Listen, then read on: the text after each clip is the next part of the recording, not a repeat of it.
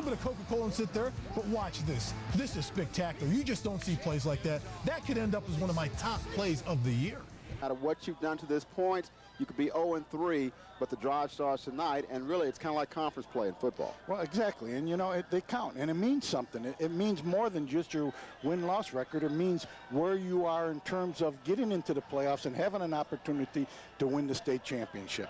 We've got a lot planned for you in our pregame show. Of course, we'll take a close look at both these two teams as they play a District 2 6A class matchup tonight. We'll look at both closely, and of course we'll have some behind-the-scenes look, a little bit more than what Brady showed. Some interesting stuff there. Right now, let's hit our first break. Back with more right after this.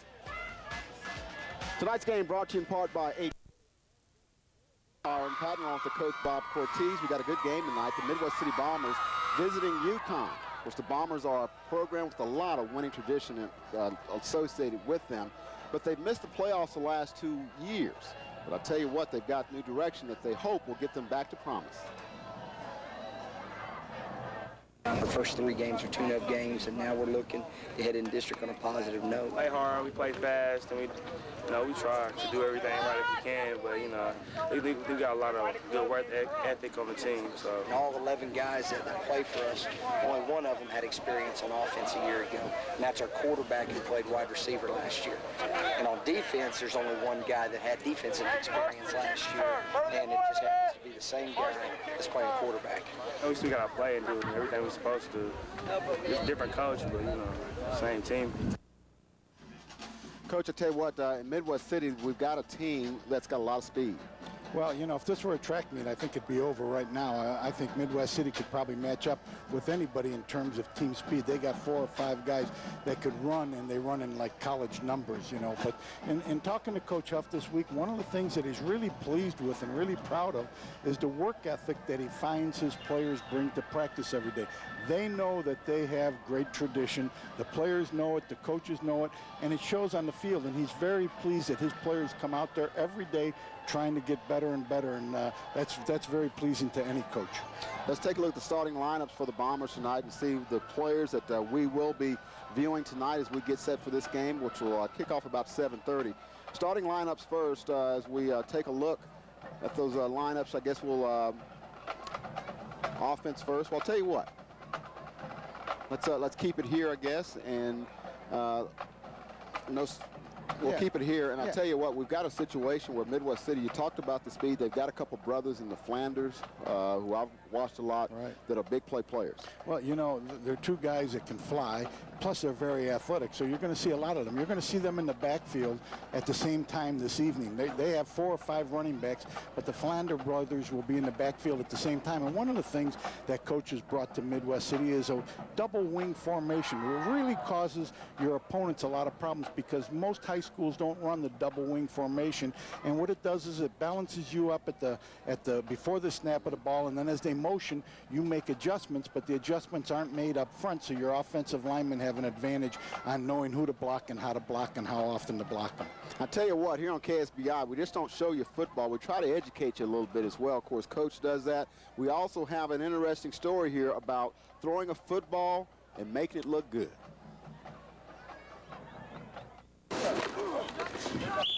It's still days before kickoff. The Midwest City Bombers are preparing for their first district game, and already their #1 fan is cheering them on from the practice field sidelines. Hey, Midwest City, Midwest City. 13-year-old Kylie Silkwood has Down syndrome, but that's never slowed her down. She was given the official title of #1 fan last year after proving her dedication.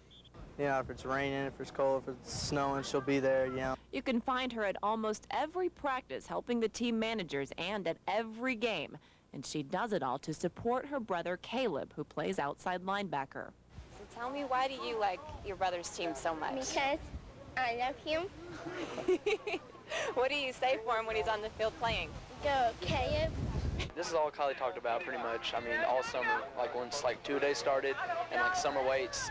I mean, the first thing she would ask me when I came home is how it was practice. Caleb says Kylie has been his #1 fan since middle school. She even has a special cheer just for him. Caleb, Caleb, Caleb, I love you. Caleb, Caleb, I love you. But on Friday nights, Kylie yells for the whole team, and they say she definitely has a voice that carries. Oh yeah, we hear her. She's always yelling and cheering for us no matter if we're winning, if we're losing. You can always hear Kylie. In exchange for Kylie's support, the team helps her with the annual Buddy Walk, which raises money and awareness for Down syndrome. This year, the team helped her raise $600 for the cause. Caleb says it's the least they can do to repay her for all the support that's meant so much for so many years. It means a lot to know that, you know, I have someone up there who cares what I do and, you know, is there to root me on. It's there for me no matter what. Keely McIntyre, KSBI TV. If you would like to participate in this year's Buddy Walk, it takes place Saturday, September 23rd at the AT&T Bricktown Ballpark in downtown Oklahoma City from 11 a.m. to 3 p.m. and admission is absolutely free. Great story there. Thanks for that. I think we've got those starters now for Midwest City to see who will be taking the field first on both offense and defense for the Bombers as we get set for this game against the Yukon Millers. Here we go. First off, running back John Flanders, big-time player there. Antonio Brown, Andrew Thigpen, the quarterback. Chris Ward and Aaron Monreal up front for the Bombers. Then you got Eddie, Dennis, Truman, Tyler, Chilcote, and Alonzo Cordova. On the defensive side, Banks, Jackson, Flanders, Silkwood, and Thigpen in the defensive backfield, along with Jordan Tyner. And the rest of the starting lineup on defense from Midwest City: Troy Jefferson, Eddie, Russell Brown, Myron Dennis, and Dominique Tyler. Of course, also plays tight end for the Bombers. And there's your starting lineups. We're going to hit a break. We'll come back on the other side. It'll be Yukon's turn. You're watching KSBI TV, Oklahoma Sports Station. City, you know, he's talking about dealing with that speed tonight. Well, you know, he's got a program that has been down for a couple of years, and he's got it going. You know, he told me last year, the last 2 years, their JV's only won 2 games in 2 years. Now they're 2-1. He's got his team at 2-1, which is better than what they did last year. So he's got things rolling. He's going to have a tough job tonight slowing down Midwest City.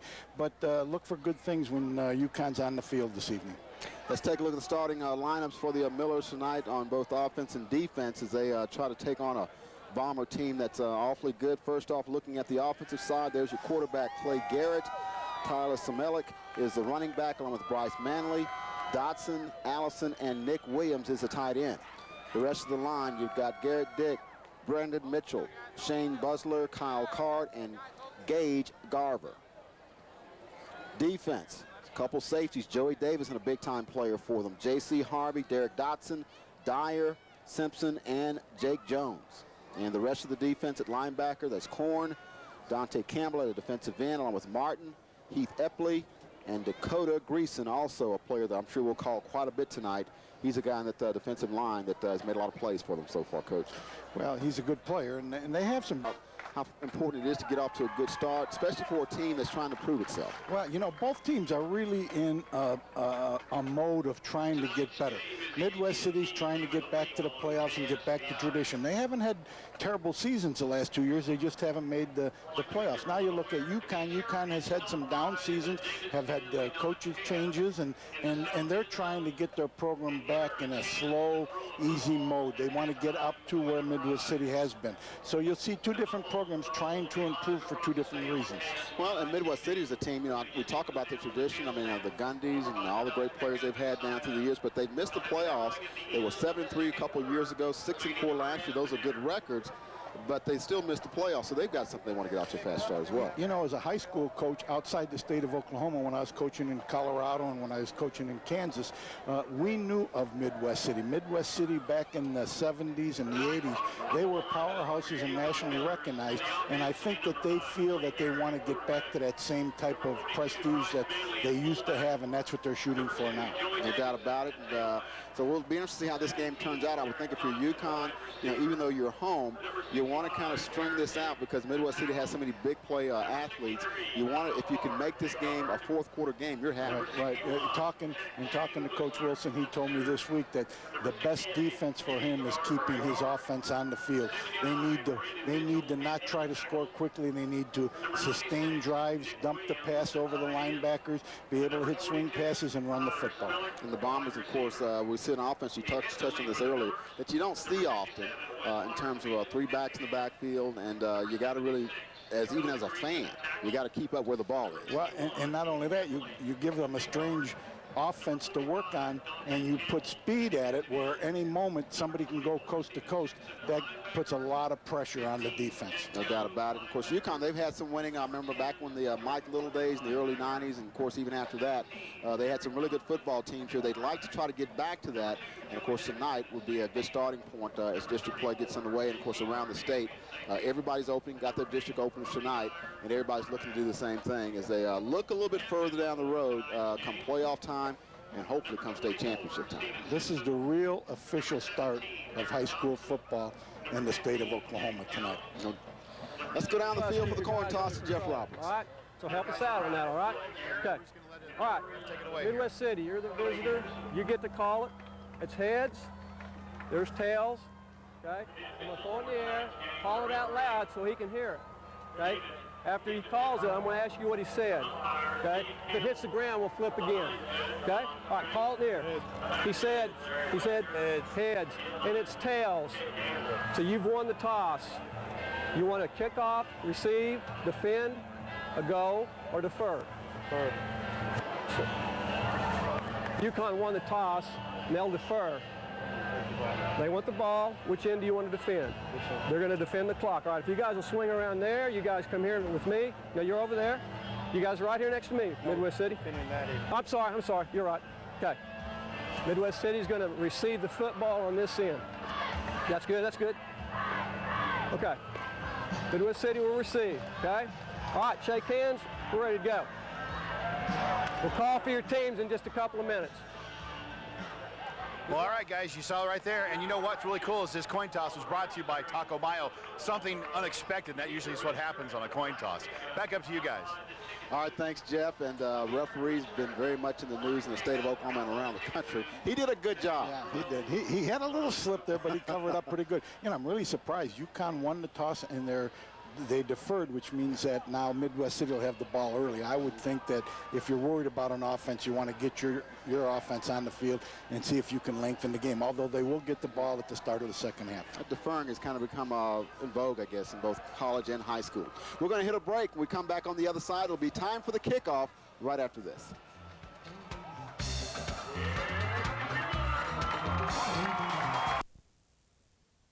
Of Oklahoma high school football. For your next hair treatment, come see us at Hair Tree.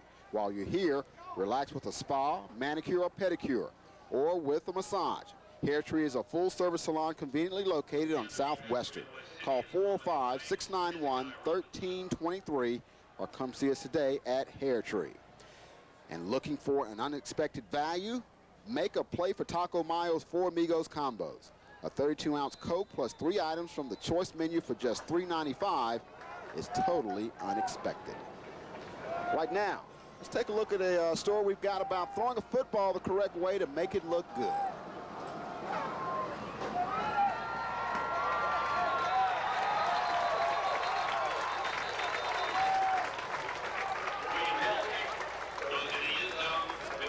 And we've got the kickoff tonight as Midwest City will have the football first. You see some people in the stands there. The Bombers come out ready to go. 1st and 10. They're going to have the football at their 20-yard line. They're on 20. Andrew Thigpen is your quarterback. There's a man in motion. Thigpen got a flag on the play. The pass is complete to Jake Chilcote up to about the 27-yard line, but we've got a flag on the play, so let's see what the officials call for this one. Not a good way to start district play with a penalty on the first play, but looks like Midwest City had some motion, trying to get timed up with their motion man, the snap of the ball at the right position. Sometimes that takes a little more work than just 2 or 3 weeks to get it organized. So that'll march them back 5 yards. So it'll be 1st and 15 from the 15.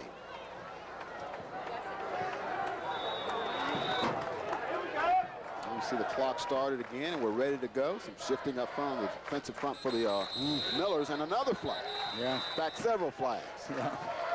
I think another motion penalty there. It looked like they were moving before the ball was snapped. Once again, little jitters here coming out. District play, big game, playing on the road.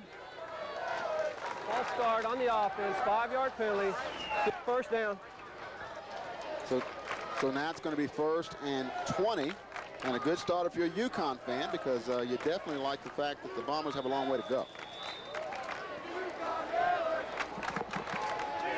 There's a run, Walter to 25, 30. He's got the first down and then some. Down at about, looks like they're going to mark him down at about the 45, maybe the 46-yard line is Andrew Walter, and just like that, the Bombers have a first down.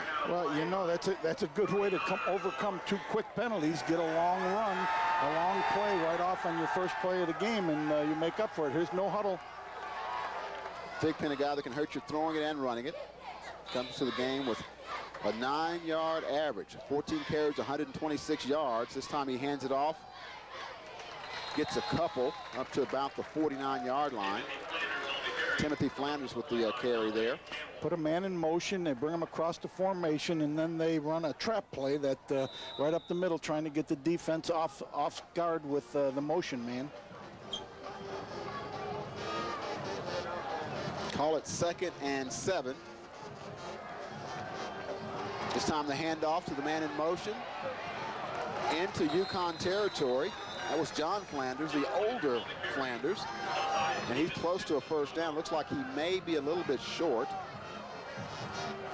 Now, I have not seen Midwest City play this year, and I'm not sure if they have been a no-huddle team all season long or if they're just bringing it out tonight for the Yukon game. But it looks like Thigpen, who's their leader on offense and defense, is looking over the sideline, getting the play, and going to run it before Yukon can get set up. This time, the fake the handoff to the man in motion, and getting up to about the 39-yard line is once again Timothy Flanders, a 5'8", 180-pound sophomore. Yeah, pretty good when you have 2 brothers in the backfield. You know, you have the 2 Flander brothers in the backfield. Right there was the younger Flanders getting the handoff and being able to move the chains. I'll tell you what, I had a chance to do Timothy Flanders, a game of his back when he was in grade school, 6th, 7th grade, youth football. And he was a man among boys then, played for Charles Thompson's team. Chris Thompson, former OU quarterback. This time Thigpen going to the air, the pass is incomplete. He was trying to hit Chilcote. Yeah, that's just a sprint out play where the quarterback runs to the wide side of the field and finds the receiver doing an out route there. But once again, it's a tough play to do when you're going to your left. You got to be able to get your shoulders turned and upfield so you can throw the ball in there. You're just not as accurate when you're running to your left, throwing the ball to your left and running to your left as you are throwing the ball to your right and running to your right. Well, this is the first time it's been 2nd and long, 2nd and 10, I guess. Seems like they've picked up yardage every time on first down, but that pass incomplete, so it stays 2nd and 10. Thigpen, hands off, around the corner to Flanders. Actually, Antonio Brown on the carry there, number 10. Well, the idea of this formation and the idea that Midwest City has is they're putting their guy in motion, and that gives him a running start across the formation. And that if you have speed and you have a running start, then you should be able to beat those linebackers to the corner. Good job by Yukon there defensing that sweep. 3rd and long is Timothy Flanders. He's got a first down and then some. Gets across the 30 down to about maybe the 28-yard line. It's going to be a 1st and 10 for Midwest City. Well, you know, you got Timothy Flanders, and he's the younger brother. I'd like to know who's faster between the 2 of them, because both of them can fly. And talking to the coaches, the younger brother, Timothy, believes that he can run faster than his older brother. It'd be interesting to see those 2 guys in a foot race. Well, I've been told that John, the older brother, runs a 4.35 40. That's pretty good. So if he's outrunning him, yeah, right, that's scary. Another pretty fast one right here is Antonio Brown. And they are marching down the field, get down to about the 15-yard line. And that's going to be another first down for the Bombers. Yeah, they just don't give you time to get your breath. You know, when they run the play, they don't go into a huddle. They all look to the sideline. Coaches are signaling in the play to the team so that they can get the play called before the defense can get some people adjusted and take a look at getting fresh bodies in the ball game. Flanders, Timothy, more yardage. And I tell you what, ever since they had those two penalties to start off this game, they've calmed down and they've marched right down the field. They look like a well-oiled machine right now. Yukon's going to have to come into a goal line defense and be able to stop them. Sometimes speed is offset when you get closer to the goal line. Speed isn't as big a factor as it is out in the middle of the field. This time the ball back in the middle, 5-10, and gets down, touchdown. Touchdown. Touchdown, Midwest City. John Flanders taking an inside handoff and just kind of worked his way through the defense of Yukon and found the end zone. Well, they ran the sweep and they ran the fullback. They ran the sweep and they ran the fullback, and then they put the fullback in the sweep going to the wide side of the field, and they came back with a counter. All the linebackers flying over there. He found an opening, broke a couple of tackles, and was able to get the touchdown. Alonzo Cordova in for the extra point for the Bombers to try to give them a 7-0 lead as they take the opening drive 80 yards and score a touchdown, and it barely gets there, but they all count. That was an ugly extra point, but in the playbook and in the on the scoreboard, it still looks good. He'll look at the stats at the end of the year and say, hey, there's a point on my side. So with 8:30 left in the first quarter, Midwest City takes the opening drive. They march 80 yards, pretty much all on the ground. Through 7-0, they lead. Let's go down on the field. Jeff Roberts. Well, you know, guys, obviously with Midwest City being a running team, once they got out of that, they were trying to start off a little passing there on those series. And once they decided to start running, as you can see, they were able to take it down there. We're talking about a team, again, who averages over 280 yards a game. I mean, we're talking about a definite running team. So I think maybe they were trying to mess up Yukon a little bit with maybe some pass ideas, went back to the run. You know, that's their bread and butter. It paid off 7-0. Back up to you guys. Do what you do, and that you do well, and that's right. That's what they did. You know, what high school teams, college teams, and professional teams practice the most, they're usually the best at. If you practice running the football, then you're going to be a good running team. If you practice throwing the football, you got a chance of being a good throwing team. They are a very good running team. That's Joey Davidson from Yukon. He's the deep man for the Millers. He's a pretty good athlete himself. He'll try to get things going for the Millers as they await the kickoff from Alonzo Cordova, who just added the extra point to give the Bombers a 7-0 lead. Davidson takes it at about the 13. Looking for room. He's got some up to the 40. 45, about the 44-yard line is Joey Davidson. Nice return, and it gives Yukon good field position. Yeah, good return by Davidson. Cordova doesn't seem to have a very strong foot. His extra point was suspect, and his kickoff went down to about the 12, 13-yard line. And then you look at Davidson returning the ball and getting all the way back up to about the 44-yard line. So gives good field position for Yukon. Let's see if they can answer the call. Clay Garrett is the quarterback for Yukon. They come out. 3 receivers to the right, 1 to the left, single back, shotgun. Garrett rolling out, and there's the pass to Davidson.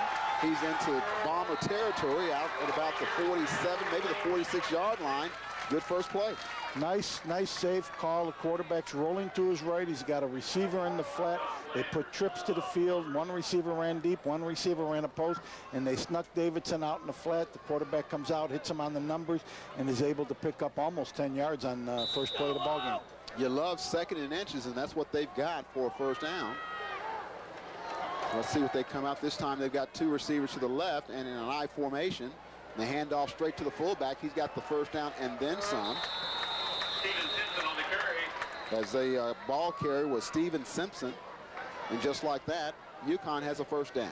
That's the I formation trap. They run a trap right up the middle. By trap, I mean one of the linemen leaves his position and hits and blocks another lineman on the other side of the center. It's just a quick trap up the middle, an I formation staple that Nebraska and a lot of teams back in the 80s and 70s ran for many yards. Yeah, they always had a great fullback at Nebraska. First down, 10 to go. Ball at the 41-yard line. This time, Garrett just raises up and hits Davidson. A lot of traffic over there, but he still picks up maybe 3 yards. Quick receiver screen, that's all that is. It's like a running play. Quarterback gets up and he throws the ball out to the receiver, who is just doing a little bubble route out on the perimeter. He gets the ball, he hopes he makes one person miss him, and then he can pick up 6, 7 yards. This time he picked up 3 or 4. It was Dominic Tyler you had a nice look at. He plays both offense and defense at a defensive end on the defensive side of the ball. Carry up to the middle. Another nice game for the Millers. As that time, it was once again Davidson. Yeah, Davidson's a workhorse. I hope he's in shape. he's been involved in a lot of plays already this week. Yes, he is. This game. He's a guy that, like I say, he is a starter on defense and safety. And also starts on the offensive side of the football as well. And one of the big reasons they got third and about, we'll call it 4, keep this drive going. Garrett hands off to Davidson again. He's got the first down and then a few more. Inside the 30, down to about the 27-yard line is Joey Davidson. Nice call by the Yukon coaching staff there. They were in a one-back set. They divorced a lot of receivers from the formation. They had 2 linebackers and 3 linemen on the defensive front, and they were able to find an opening in there, and Davidson was able to pick up enough yards to move the chains and give him an important first down inside the 30-yard line. Davidson tapping his helmet to say, hey, I need a breather. Yeah. He's been a workhorse here early, but he's been successful. First down and 10 from the 27. This time the fullback again, he gets maybe a yard. That's the same trap play, only this time it came back to the other side of the field. Didn't get as many yards this time as it did for. The trap play is a good surprise running play. It's not, you can't make a living off it because people can play it and they can defense it, but once in a while you slip it in there when people forget about the idea of getting the fullback up the middle. That was Jake Jones on the carry. He got about 2 yards, so we'll call it 2nd and 8. So both offenses have been successful here in the early going. Toss sweep this time and stuck in the backfield. Nowhere to go as Tyler Semelik is stopped. Yeah, remember Troy Jefferson, he's a senior linebacker, 5'10", 195 pounds. Did a great job of coming in there and making the tackle. Was it, I think it was Troy Jefferson. There was also Jordan Tyner in there as well. Yeah, well, 2 linebackers, 2 big plays.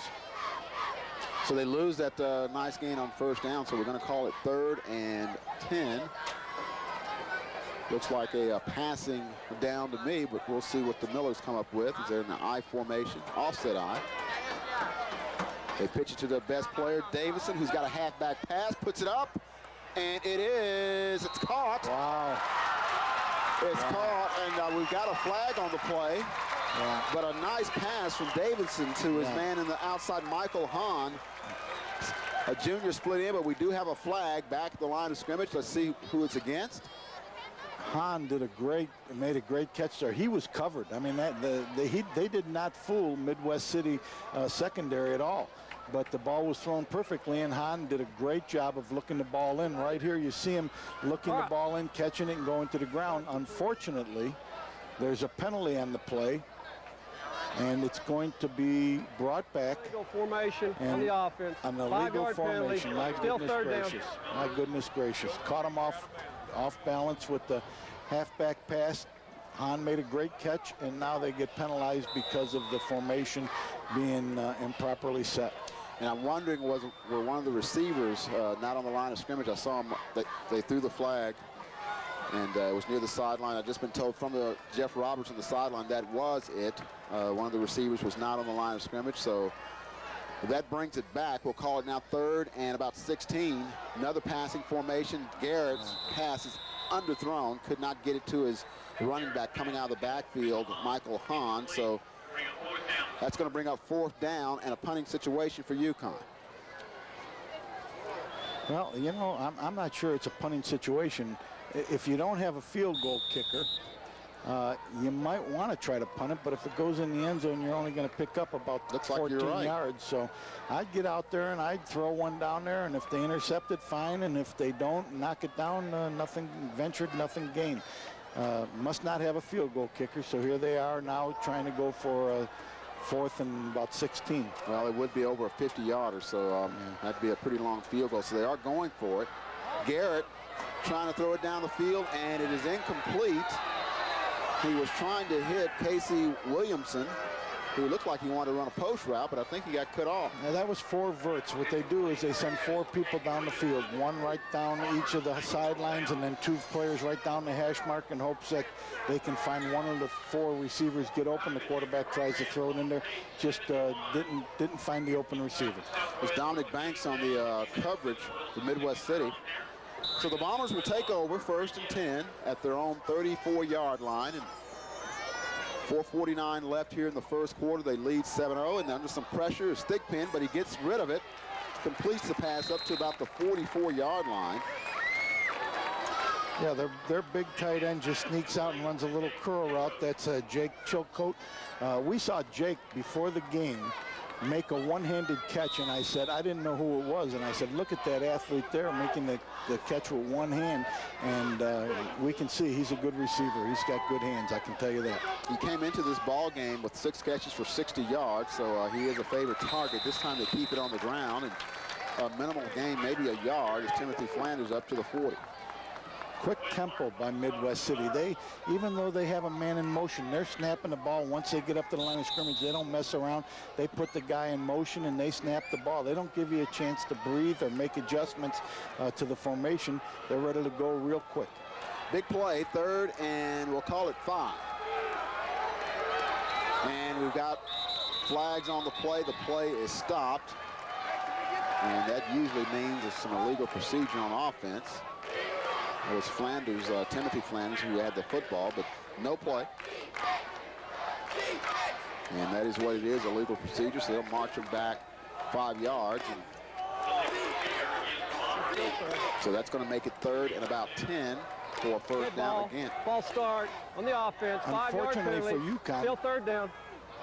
Unfortunately for Yukon, they did defense that particular play, and now they're giving Midwest City another opportunity to go for the 1st down. And with the speed and the explosive offense that they have, they might be able to pick up another 8 or 9 yards. It'd be a big stop for the Millers if they could get it. Thigpen dropping back, going up top. He's got Chilcote, but he overthrows it. He got behind the defense.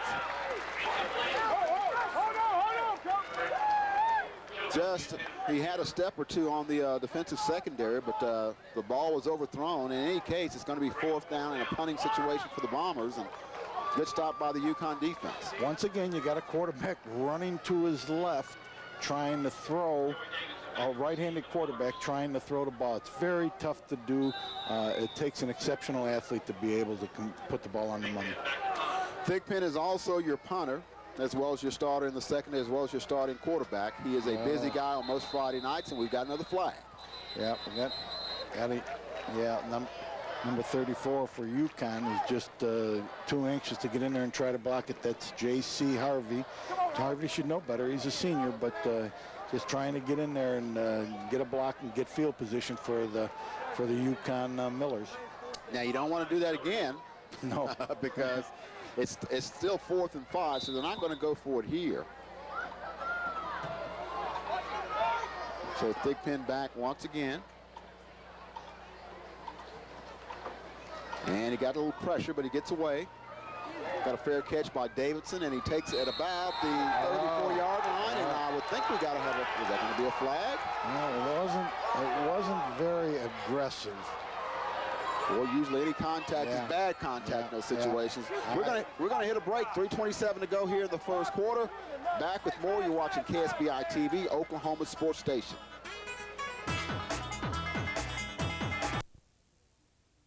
OCCC is a proud sponsor of Oklahoma High School sports. OCCC is enrolling now for mid-fall and fall fast-track classes. Call OCCC today at 405-682-7580 or check us out on the web at occc.edu. In it for me, OCCC. And local bankers provide real community banking the way it should be. That's the First National Bank, with locations in Midwest City, Dell City, Choctaw, and Harrah. There's also a location on Tinker Air Force Base for your convenience. First National Bank, real community banking the way it should be. Member FDIC. You see the band getting ready to play, and of course, let's go down the field to Jeff Roberts, who's got something with us. Hey, real quick, guys, just want to let you know that I got to hear a little bit of the pep talk to the defense just a second ago before that last series when the Yukon made a nice stop. What it was D-line, if you get separations, you're going to free up our linebackers, and the linebackers will be able to make the plays. Linebackers, if you get that separation, then you've got to go when we call the blitz. Obviously, it worked. They held him. Yukon's ball. Back up to you guys. All right, 1st and 10. Thanks, Jeff, for that. Midwest City leading at 7-0, but Yukon with the football. Good field position. Let's see what they can do with it. Garrett with the handoff. And up to about the 38-yard line. Was that Davidson again? It looks like Davidson back in the ball game. They got the carry. Let's make sure now. So he was a workhorse for this football team, but he's been successful tonight. Yeah.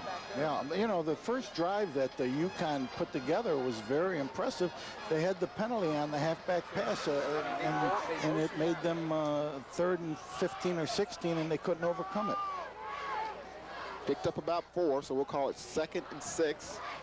Davidson again on that right side finds some running room. He's close to a first down across the 45, maybe the 46. Yeah, I think he's got it. The guys up front doing a good job for Yukon on that right side. If you're going to try to keep the speedy offense of Midwest City off the field, you have to be able to sustain the ball yourself. Yukon has to be able to move the ball, and in order to move the ball, you need those big guys up front to work hard. This time I formation. And the handoff coming around the corner is Hahn, and big-time smack as he took a big hit there from number 58 for that Midwest City defense. That's Russell Brown, a junior, 6 foot, 267. Land the lumber. Eric Jackson, number 2 from Midwest City, was on it. That was just a play out of the playbook of Midwest City. Just a wing back coming in motion, getting the handoff and trying to get to the outside, outrun those linebackers. But Midwest City had prepared for that because they practice against it every day. He got about, a yard, maybe 2. We'll call it 2nd and 8. And we've got play stopped. That means somebody probably moved up front. Well, that time Midwest City brought a linebacker up from his deep position, and in doing so he ran towards the line of scrimmage. And I think it was more of a reflex by the Yukon offensive lineman that moved more than the fact that he was jumping the snap count. Start, offense, 5-yard penalty, still 2nd down. Now you heard the official calling the play, the referee. So now we'll call it 2nd and about 14. There's a good high school football player right there, number 44 from Midwest City, one of their leaders on Troy Jefferson. Good high school linebacker. Garrett looking for a receiver, but he swarmed under. Yeah. You know, here's a case of a quarterback getting back and wants to throw the deep pass, but realizes the defensive back was covering his receiver, and in doing so, he had to bring the ball down, and naturally, he's going to take the hit. You can only hold that ball for so long. Great job in there, number 33, getting in there and making the tackle. Jordan Tyner. Yeah, Tyner did a great job and put a good, clean hit on the quarterback. Big time hit there, so it's now going to be 3rd and a whole bunch. Passing situation, they say, let's just give it to Davis to see what he can get. He gets some yards, but he's still going to be well short of the first down.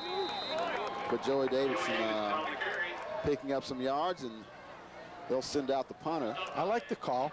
They ran a draw play. A draw means that the quarterback goes back, shows pass, and then they turn it into a run. And that's what they did. They showed pass, and then the quarterback came back, gave it to Davidson, and Davidson was able to pick up 10 yards.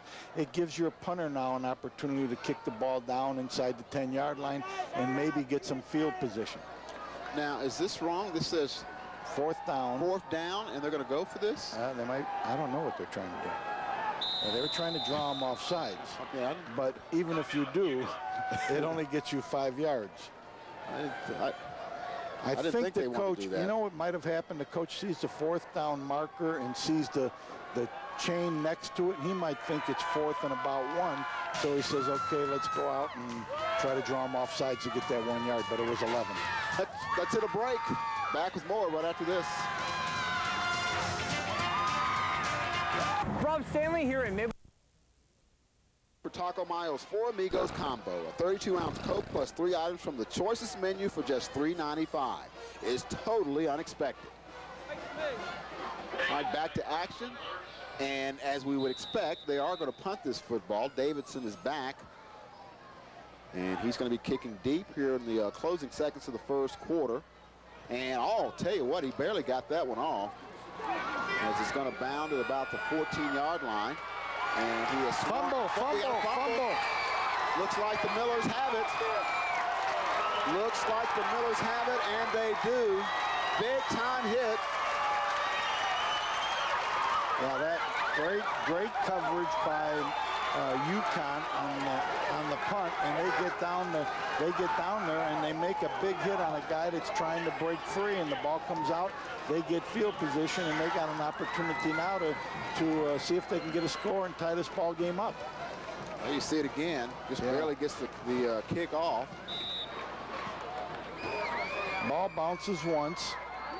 My rule is if it bounced once, you can retrieve it. If it bounces more than once, don't touch it. That bounced once, they retrieved it, but the tackle knocked the ball out.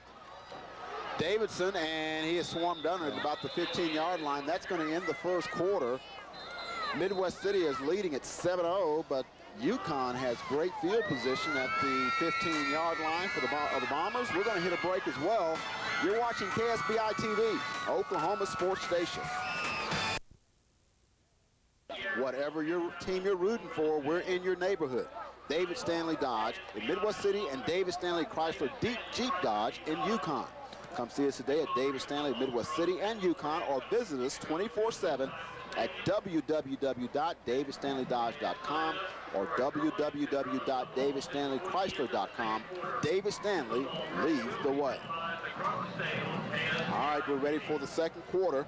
How about David Stanley? They got a store in Yukon, and they got a store in Midwest City. They're not playing favorites tonight. No, they cover all ground.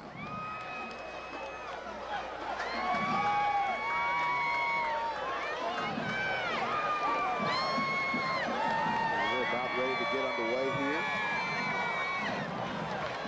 as the officials are, I guess, confirmed about something. Now they had our gal was on the field with the orange flag.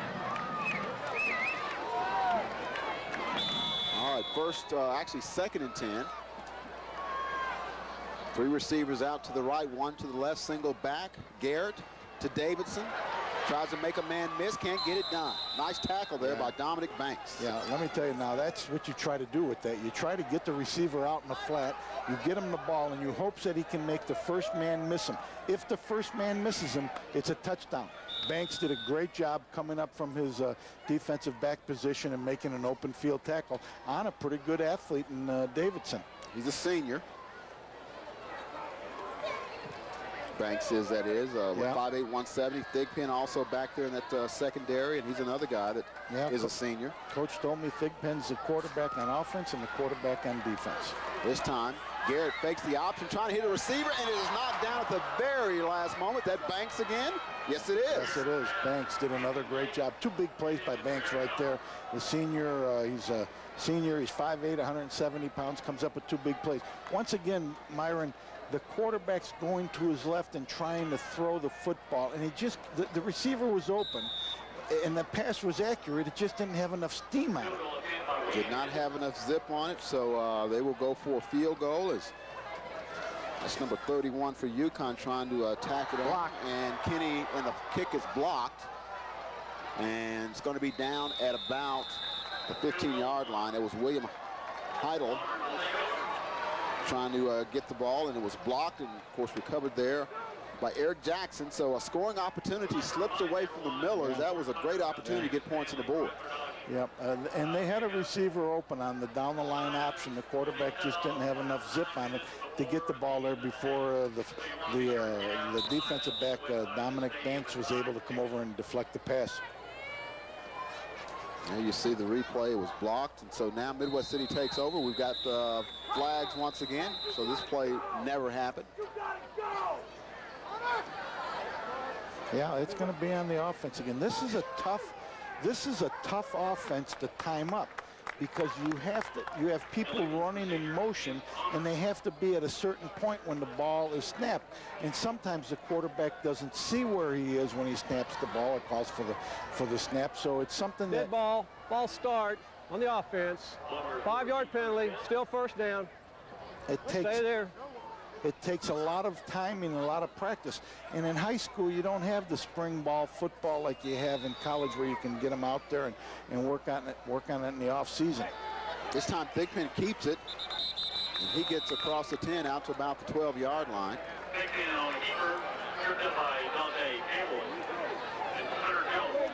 So it's going to make it second down, and it's back to the original line of scrimmage, basically. So it's going to be second and 10.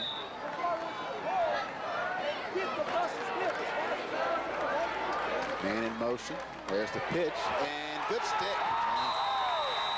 I can get a number on that. Yeah, I think it's number 23 for Yukon. It's Hunter Jones. Hunter Jones is a junior. He's a defensive back, and it looked like he knew that play was coming, because as soon as he saw the ball pitched, he came across from his linebacker, outside linebacker position, and was able to make the tackle on the running back. So it's going to be third and about 16 for a first down for Midwest City. If they can force them to punt here, the Millers should get good field position. But this Bomber offense has a lot of big play potential to it. Thigpen going up top, trying to hit his receiver. Is going to be overthrown as he was trying to hit out of the backfield John Flanders, and a little bit overthrown, so that's going to be fourth down and a punting situation for the Bombers. Okay, Myron, I want you to give number 88, Nathan Awapu. Awapu, how do you say his name? For Yukon? Yep, for Yukon. Piju. Let's give Nathan credit. He did a great job of running with the fleety receiver down the field. Thigpen is your punter, gets it off. Nice high kick. It's going to come down to Joey Davidson at about the 45. Bobbles it. 40, 35. Breaks the tackle. 25, 20. And I believe that's Thigpen who makes the tackle, but we do have flag back upfield. Let's see if that's going to be brought back, but a nice return by Joey Davidson. Flag at about the 37. Let's see what they've got. Well, it's got to be against the receiving team. It would be hard for the punting team upfield to get a penalty. And they are indeed marching back upfield. Could be a block below the waist or a clip or something like that.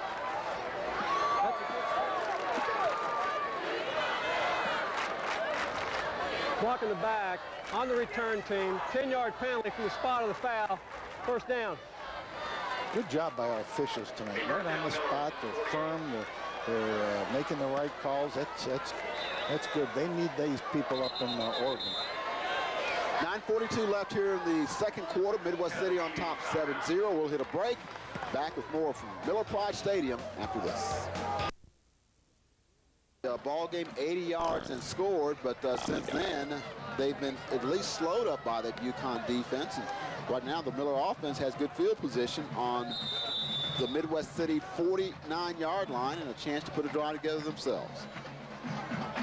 First and 10. Garrett with the handoff up the middle. Nice gain.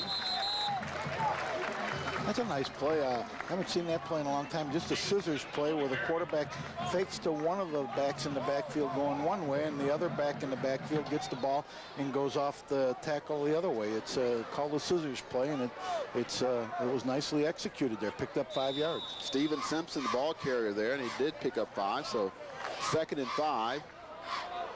And Yukon's offense has done a pretty good job moving the football. They've hurt themselves with a few penalties, but other than that, they're moving the ball. They're just not getting in the end zone. Looks like we may have had the I think Midwest City was off. Yeah, I think the defensive lineman jumped. Let's see who the official calls it on now. We're not down on the field.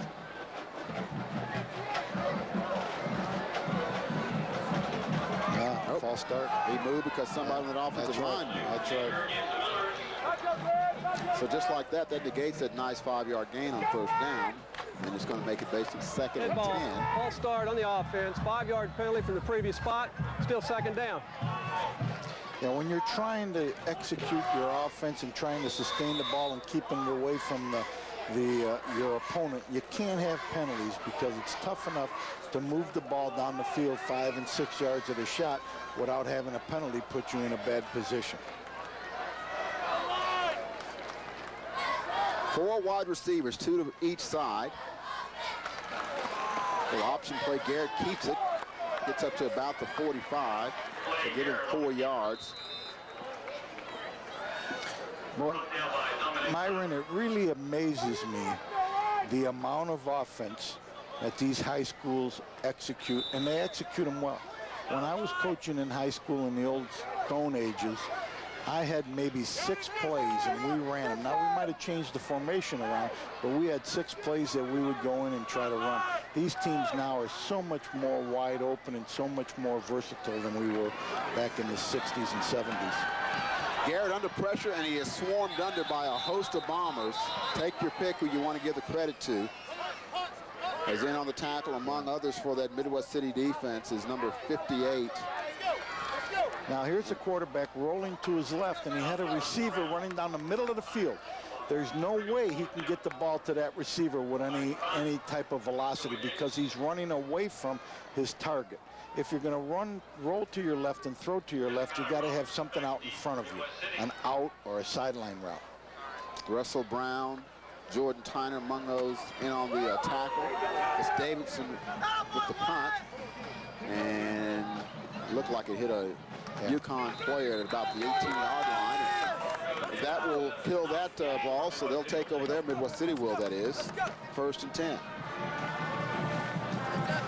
It looks like Yukon is getting more and more comfortable with the double wing offense that Midwest City is doing. You know, you can practice all you want. If you don't have the speed that your opponent has, when you get into the game, you're not prepared as well as you are if you actually see them, and that's what they're doing right now.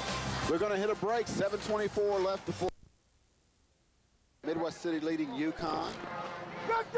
It's got to feel pretty good that after that opening drive, it's still just a 1-score game. Yeah, they're still in it.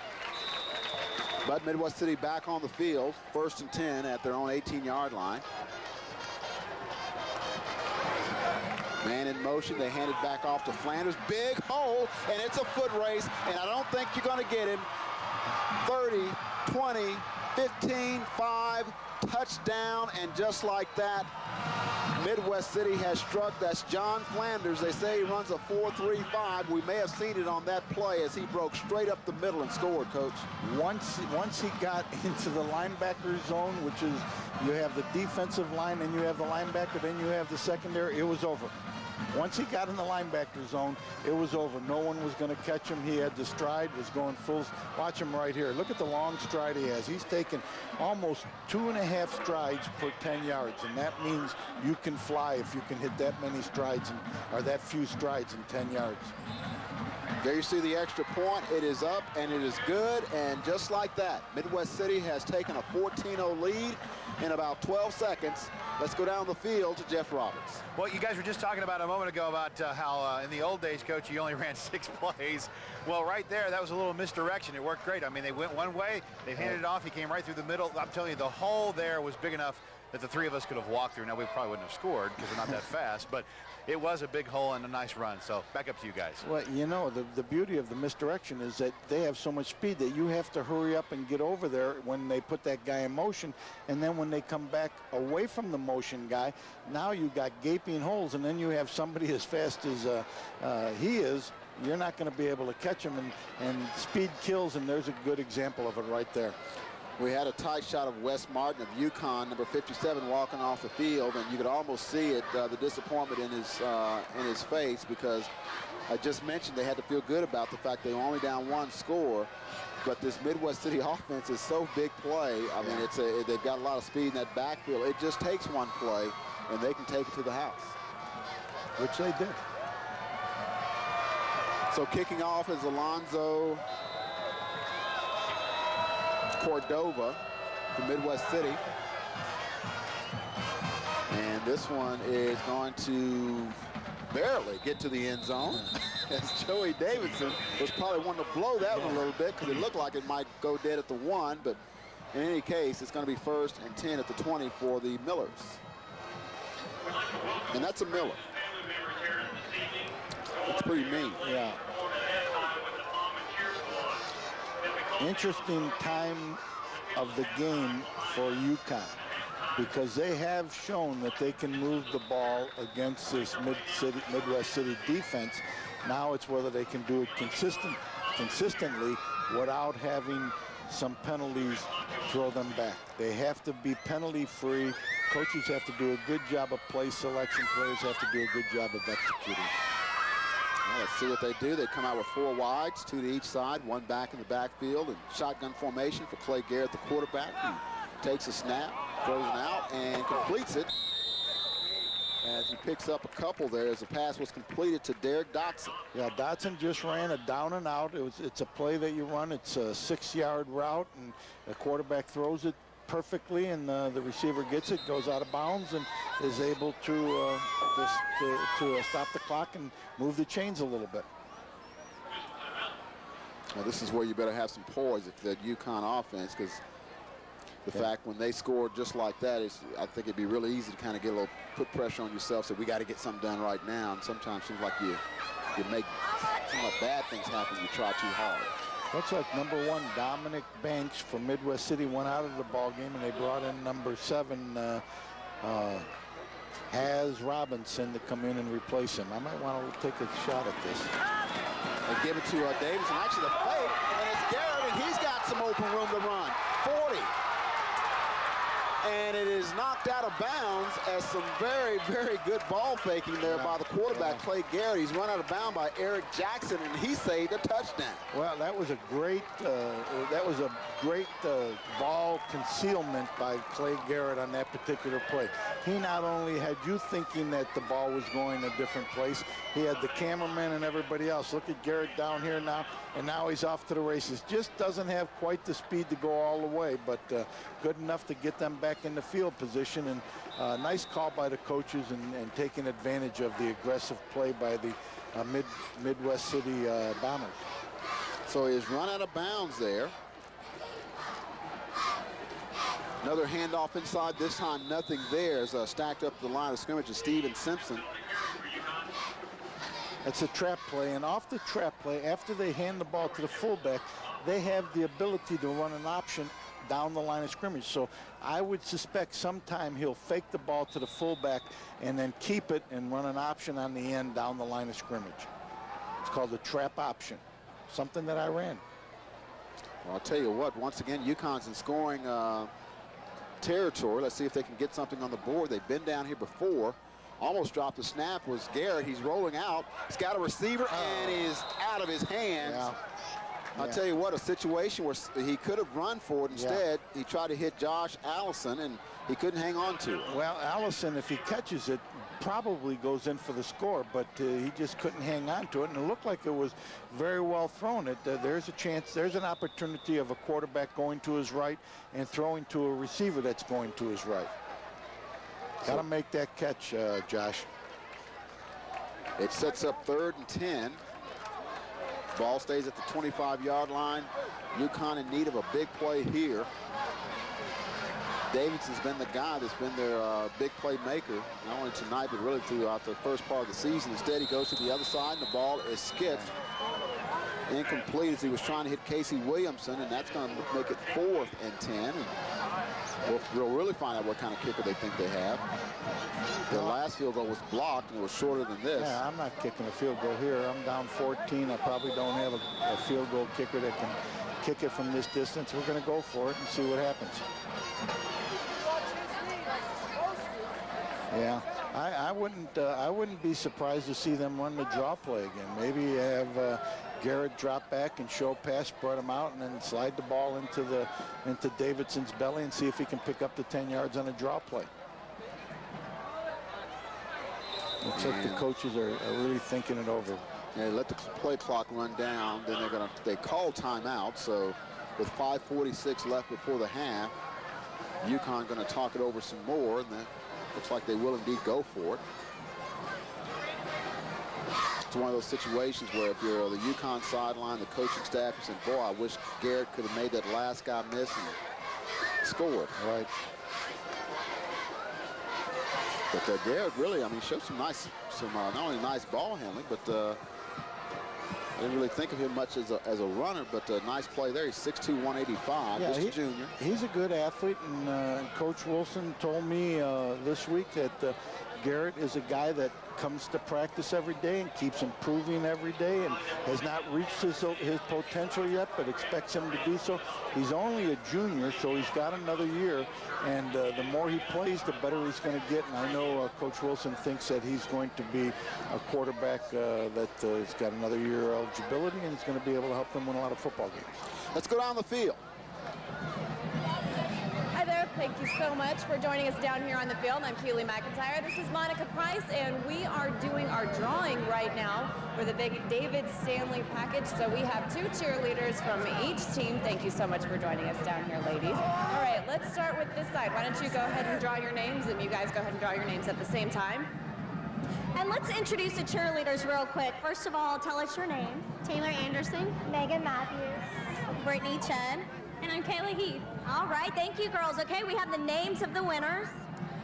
From Yukon, we have Ken Smith, and we also have, let's see if we can see this name, Orilla Johnston. So now if the winners could please head over to the red truck to take part in the contest. It's going to be a lot of fun. All right. Thanks for that, and that'll be coming up at halftime with the chance to win a pretty red truck down there, man. David Stanley Dodge sponsoring this promo. Be interesting at halftime. Somebody's got to throw a pass and see if they can get it into the back of the truck. We're not eligible. Good. Back to action, 4th and 10. Yukon going for it. They're at the 25-yard line of Midwest City.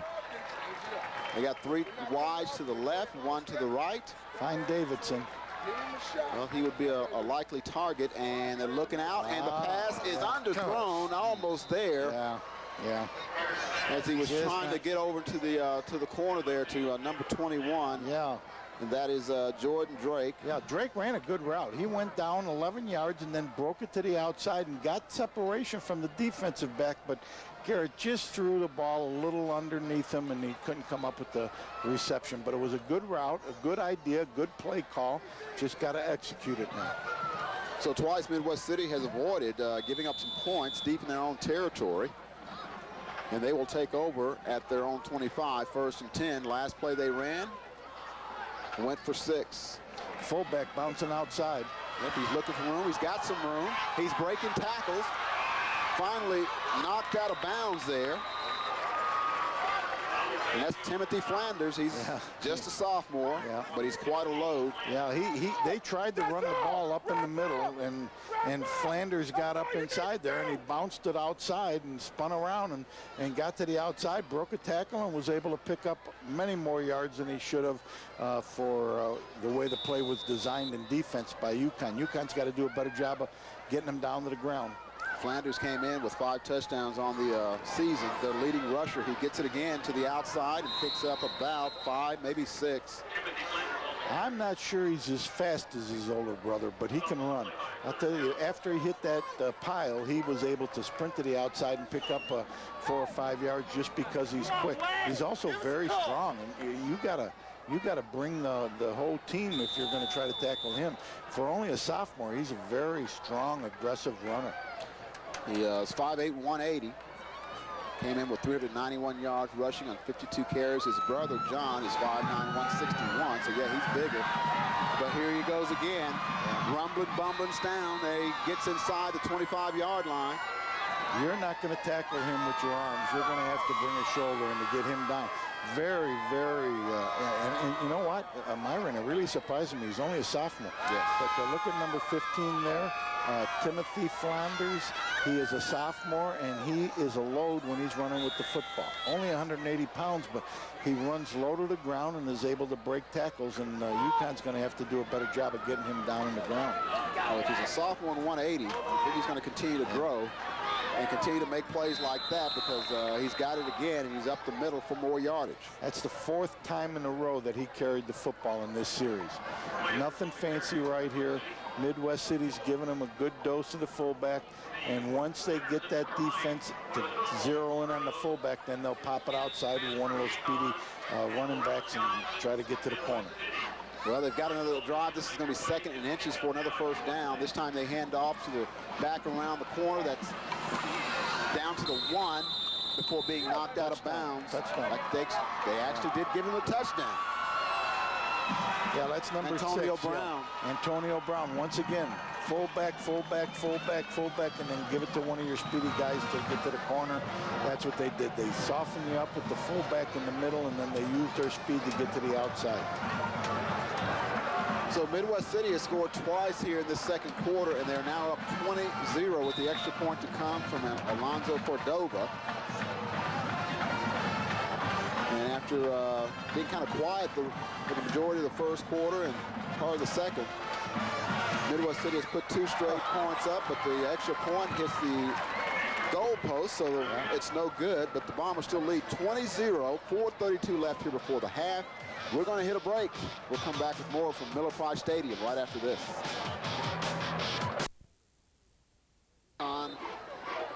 We'll try to get a drive going, because this game could get out of hand real soon. Still a lot of time left here before the half.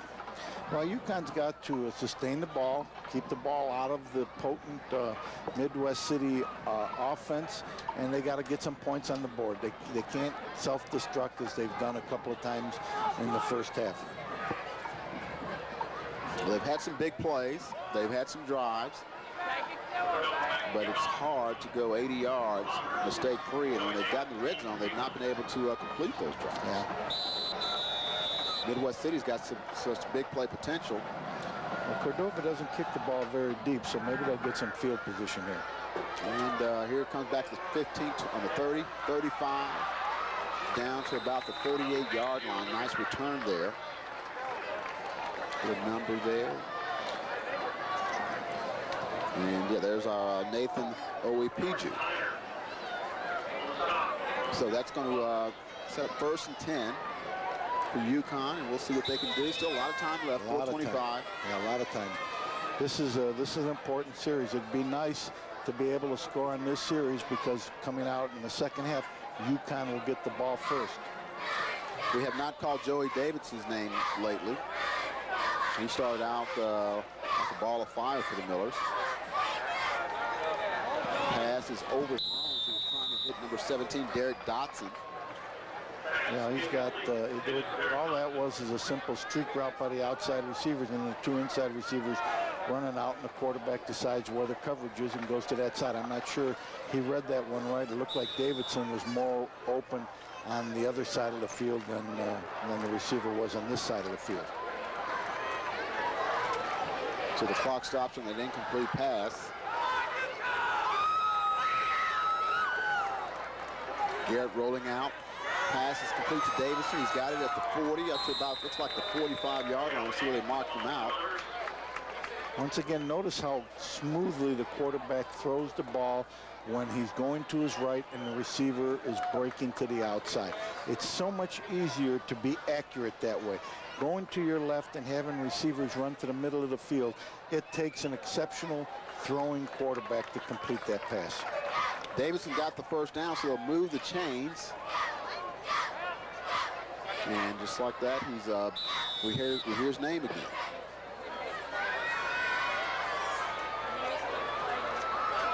As Davidson again, straight up the middle, carries a defender up to about the 46-yard line, giving him about 6 on that carry.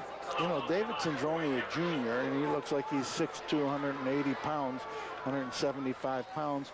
But he runs with his shoulders low, and he seems to come out the other end of all the tackles. So he's a nice-looking athlete. He's just on the field so much. He returns kickoffs. He plays defense. He plays wide receiver. He plays running back. He's their go-to guy, and you know, sometimes you wear those guys out throughout the game. Garrett trying to hit a play over the middle, and he's got him. Yeah, what a courageous catch there by the receiver. Let's see if we can get his numbers. Number 32 is Mitchell Hahn, the young man that made that spectacular catch on the halfback pass that was called back early in the first quarter. Hahn looks like he's a good little athlete with good hands. Made a nice catch on a slant play right there in between a linebacker and a safety. So once again, they've got a little drive going here. Still a lot of time, 3:26 to go and counting. This time he hands off to the fullback. Not a lot, in fact, there's nothing there as he's Russell Brown on the tackle there from Midwest City. Wrapping up number 15, that's Jake Jones. Yeah, Brown, just a big old strong guy. Russell is, you know, he's about 6 foot, but he weighs 270 pounds. And when he grabs you, he's going to throw you to the turf, and that's what he did right there. Just a junior, Jess Eddy, also a junior up front for Midwest City. We've got a timeout. Yeah, Midwest City took the timeout. So they may be thinking we have a chance to get this ball back. That's what they're doing. Can't use those timeouts in the locker room, so you might as well use them here. But they've exploded the last few times they've touched the football to a score. And it was Timothy Flanders doing most of the work on the last drive, and then the drive before, it was all his brother taken to the house, and that was John Flanders. So the Flanders brothers have been quite busy here in the first half. Well, you know, it's a beautiful night for football, but those players are really sweating. They're really drinking the liquids, which they need to be doing. And both teams have players playing both ways now. Most of the time in 6A, you're going to find teams that specialize offense and defense. But if you look at these two teams, they've got a number of players that are playing both offense and defense. Consequently, that takes its toll on wearing your body out throughout the ball game. 2nd and 10. Just under 3 minutes to go before the half. And Garrett dropping back. He's in the shotgun. Got a receiver open. He's got it. Nice pass there down to about the 20-yard line as he was able to hook up with Hahn. Yeah, guess who? Mitchell Hahn. He had a couple receivers open. Davidson was open across the middle as well. He went to Hahn instead. Yep. And he threw it in there pretty well. You know, Hahn had to go down a little bit to get it, but you look right here, the ball's thrown really nice. Hahn does a good job of going down, catching the ball and catching it. Hahn has good hands. I'm telling you, he caught the slant, caught the halfback pass, and he caught that skinny post right there. This time it's Davidson trying to get a block. He's down to the 15, breaks the tackle. Still going, trying to get down to the 10. He's down to about the 11-yard line. 2:40 and the clock still moving, but they've got plenty of time. And once again, the Millers are down here in scoring position. Look who was in on the tackle, number 13, Thigpen, who is their starting quarterback playing safety. He's the quarterback on offense, and he's their leader and quarterback on defense. Coach told me they need him on the field. He's one of those guys that the players look up to. So let's see what they do. They've got 2nd, and we'll call it got Davidson in the backfield. And it's Davidson with the carry. Breaks the tackle. He's got the first down. So that's going to be 1st and goal. Well, actually 1st and 10 at about the 12. Yeah, they got a chance to get another first down, won't they? And we're going to mark it about the 12. So actually, no, they don't. They're at the 7, excuse me. So it's going to be 1st and goal. 1st and goal. At the 7. Be interesting now if they want to run it, they want to start off running it, or if they're going to come out trying to throw it. Well, we're going to have a timeout right now. Yeah, coaches are going to think about it. It's an official timeout, so the officials are going to give the coaches an opportunity to think about it. Let's see what they're doing. And now they're going to mark the ball ready to play, so they're not going to be able to come over to the sideline. Clock is running at 1:38. 37 here in the 2nd quarter. This be a big score for Yukon if they can get this at the end of the half. Davidson in the backfield. And he gets it. Slips one tackle. Then he swarmed another, maybe gets a yard. Still plenty of time. Don't panic yet. You don't need to get careless.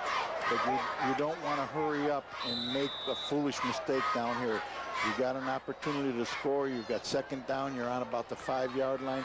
You want to keep your composure. You want to be able to pound it in. You want to execute your offense right now. Boy, it gets tough down here, though. Not a lot of room to operate. Let's see if they play action here, maybe. You called it, rolling out. Garrett and a is knocked down. God. What a great play by Andrew Thigpen knocked it down. Thigpen, what a great play by Thigpen, I'll tell you right there, because the receiver was open. A great call. They ran a little misdirection. The quarterback comes out, and Thigpen goes up in the air and is able to deflect the pass before the quarterback can dump it off to the open receiver, who would have probably had an opportunity to score the touchdown. That stops the clock at 47 seconds to go. Now you know why Thigpen's in the game on defense as well. Most teams don't like to play their quarterback on offense and defense, but Midwest City plays Thigpen both ways because he is a competitor. Big play here. Two receivers out to the right. Garrett rolling out. He's going to run it. He's got room, and he's stuck. Let's see, they get it to him. Touchdown, Clay Garrett. Yukon's on the board. I like it. Good call by the coach. They had two receivers rolled out to his right. The quarterback put the ball up like he wanted to throw it. Saw that the receivers were covered, put his shoulder down, and he got it in there. That's a great play for Clay Garrett, because I know Coach realizes that Clay needs confidence every week to keep improving, and that play right there is a big-time play by Clay Garrett to get the ball in just before the end of the first half. The extra point is up, and it is no good. So we've had two missed extra points, one by the Bombers, one by the Millers, so it's 20-6. Midwest City on top. Dominic Banks almost kept him out of the end zone there for the Bombers on that touchdown run by Garrett, but he was still able to get in. Yeah, he was not going to be denied. He wanted that touchdown. I'll tell you what he did on that play. As he was coming out, he raised the ball up a little bit, which freezes defenders, and then he tucked it, put it down, tucked it, and then turned it up and bowled his way into the end zone. So that's a big score for Yukon. Of course, there's still 42 seconds to go. And with this Midwest City speed on offense, or even the return game, you're never comfortable if you're on the Yukon side until they actually get to halftime. Yeah, you don't want to give them field position where they can just run a freewheeling type offense. You want to try to get the ball down there and maybe squib kick it. I don't know how far their extra point kicker or their kickoff kicker can kick it, but if he can't get the ball into the end zone, then they probably ought to think about squibbing it and just letting it roll down there, and hopefully they can get down there before the receiver can get some momentum and break it for a touchdown. Well, William Hiddle is the kicker for Yukon. Looks like he's going to kick it off because he's got it teed up. There you see Midwest City set for the return. That's John Flanders. He's already got one score. Big cross-country run.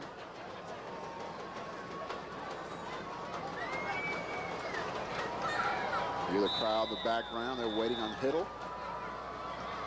who hits it, and directional kick at the 12. Looking for some room, and he's got some. You better get it. And they do at about the 35-yard line. That was on the return. Ezekiel Robinson. And 32 seconds to go here in the first half. And once again, when there's time left on the clock, you're kind of nervous if you're Yukon.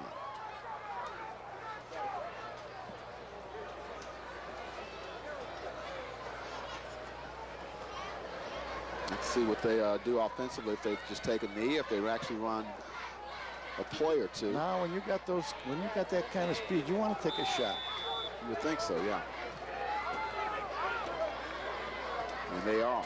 Thigpen dropping back. Up top, he's got a receiver. It's Flanders, and he dropped it. Oh my gosh, he was behind he was behind the defense.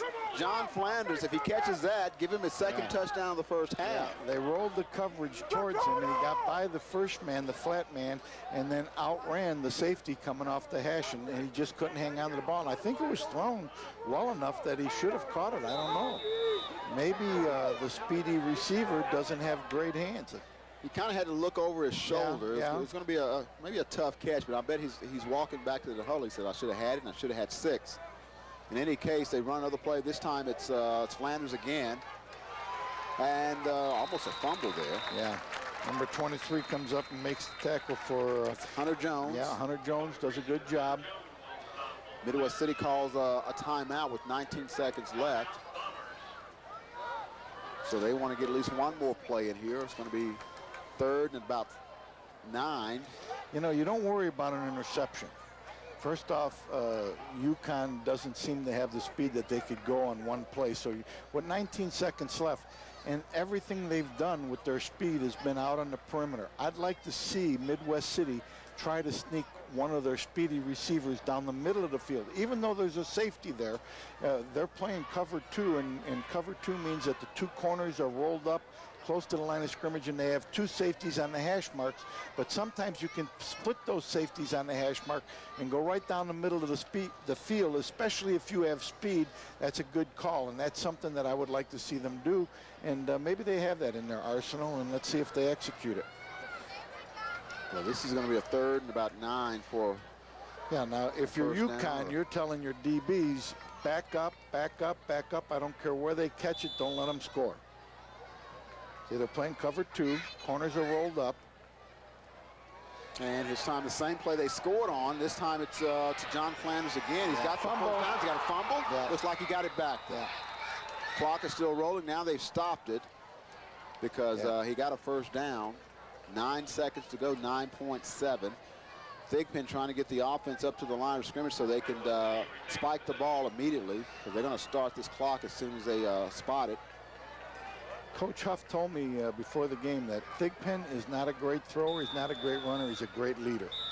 And you can see some of that here this evening in his ability to manage the clock and play offense and defense. And they do indeed spike it, so that stops the clock with 7.7 seconds to go. Prevent defense, that's all you care about if you're Yukon. And if you're Midwest City, this is where your Hail Mary comes into play. By Hail Mary, we mean you take the ball and you throw it as far as you can in hopes that you either get pass interference or somebody comes up with the ball and is able to score. Thigpen rolling right. And he's looking, and he's not going to get it off. No. Actually does, but he completes it. But that's going to kill the rest of the first half, and he'll be stopped there. That's Jake Chilcote on the reception. But the half is done. Yukon gets a late score after Midwest City had taken a commanding 20-0 lead. Both have missed extra points. So it's a 2-touchdown cushion for the Bombers, who lead at 20-6 here after one half. And we're going to be having some things here at halftime for you. And of course, a lot of people out of the game tonight. Yeah. Both from Midwest City and Yukon supporting their team. And we've started district play tonight all across the state of Oklahoma. You see some kids out there. Wow. Play, other than the turnovers, what do you got to do when you come back out in the second half? Well, I think the main thing is right now is we need to clean things up. We've had a lot of illegal procedure penalties, just playing sloppy. Credit to them, though. They're playing hard. They're playing good defense. It's just one of those things right now we need to take care of ourselves. Now, it is the first district play game. I mean, you think that had anything to do with the nerves on those first couple of drives you had going on your illegal procedures? I really don't. I think what it is right now, we practiced sloppy this week, and we start off the game played sloppy, and we've got to clean that up. One of those stories that you play like your practice. Exactly right. All right, let's get back in there. Best of luck to you in the second half, all right? Coach Huff from Midwest City, and as you heard him say, not too happy with the sloppy play, but they're going to go have a talk right now, and I bet they come out playing a little sharper. Back up to you guys. All right, thanks, Jeff, for that. It is halftime, and Midwest City. Off each kickoff so far this game, Yukon's got good field position. And there it is, and it's going to come down. And that's Davidson. 10, 15, finds a crease up to about the 20, maybe the 21-yard line before being stood up. And that's where Yukon will take control. Well, let's see now what Yukon does. They have a nice offense. Coaches have been mixing it up with the run and pass, and let's see now if they can sustain the ball down the field and get themselves back into this ball game. It was a long halftime, about 20 minutes there, so we'll see if, of course, they warmed up. See how that affects anybody. 1st and 10 at the 21-yard line.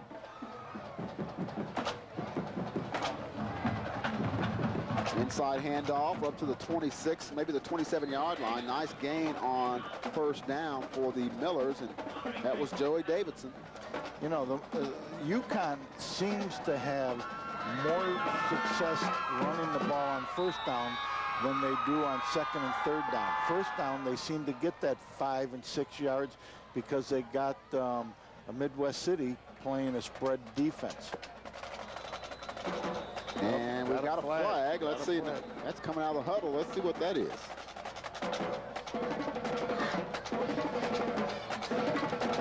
Again, it's on the sideline. Illegal substitution, participation. Somebody came from the huddle. No, somebody came out of the huddle.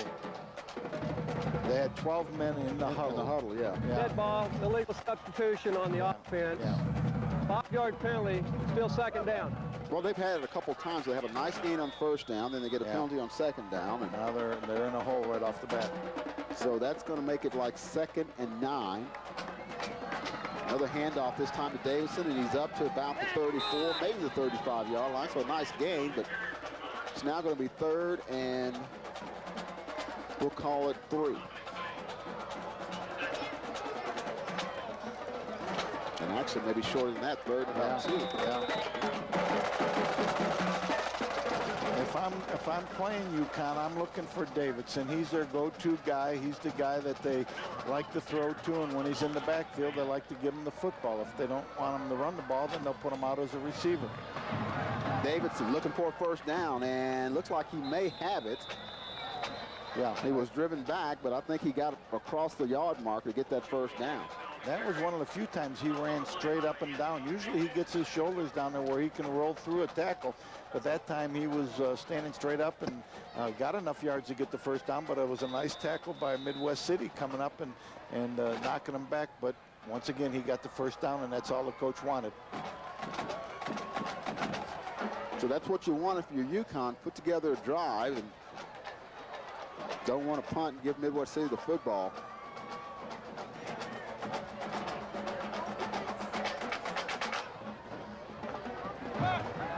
Little handoff inside, room up the middle, and up to about the 41-yard line is a nice gain there by number. Yeah, Jake Jones. Yeah, Jake Jones. That's a good tendency breaker right there. You move Davidson and you put him out as a receiver, and then you run somebody else, and people aren't looking for that. I know as a defensive coach, I wouldn't have been looking for Jones to run the football, knowing that they depend on Davidson as much as they do. So he picks up about 8 on a carry, so it's 2nd and short. This time coming across is Hahn, and gets maybe a yard. Looks like he's going to come up short. It's Mitchell Hahn, excuse me, with the carry there, so he's going to be short. Mitchell Hahn made some nice catches in the 1st half. He's quite the receiver. He got good hands, made 3 catches in the 1st half that I was very impressed with, all 3 of them. So 3rd and call it a half-yard for another 1st down for the Millers. Davidson back in the ball game. He's in the eye. And quarterback sneak, and he's got the 1st down and then some. So he's got to about the 45-yard line. So a time-consuming drive here for the to start the 2nd half for the Millers. And this is what they need. They need to keep Midwest City away from the football. And the best way to do that is by surmounting a time-consuming drive down the field, and then come out of it with points as well. Split back formation. Shotgun. Garrett. There's Dotson. We just did the story on him. He gets the reception up to about the 50, maybe into the 49-yard line. Doesn't look like that ankle's bothering him too much. He caught the ball and got rolled out of bounds, and he didn't seem to bother him. Well, I would think when you're coming off an injury like that, just the psychological part, knowing you're healthy, that'd be tough to get over. I think early in the season that might be true, but now we're into the 4th game of the season, and he's been out there, and he either has confidence in it or he doesn't, and it looks like he's gained that confidence back. Hey, something I've noticed, Yukon here in the 2nd half, they've done very good on 1st down, picking up a lot of yardage to give them 2nd and short.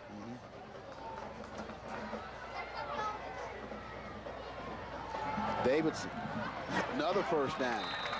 Myron, let me tell you, you bring up a great coaching point. Most people worry about 3rd down plays. I never worried about 3rd down plays. I had more emphasis on 1st down plays than I did on 3rd down plays.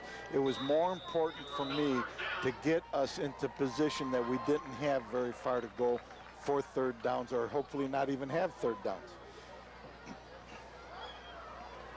So another first down for Yukon. This time they are now in Midwest City territory at the 44. We got flags, and let's see if there was movement on the offense, or did the defense just fly across? I don't know. I think it's on the offense. And my goodness gracious, Yukon's got a nice drive going, and they're just shooting themselves in the foot again. You're right. So they march them back 5. So that's going to make it 1st and 15. Head ball scarred on the offense. 5-yard penalty from the previous spot. Still first down. And that is one thing I know the Yukon coaches are not happy about. They've had some penalties here that they had to try to overcome.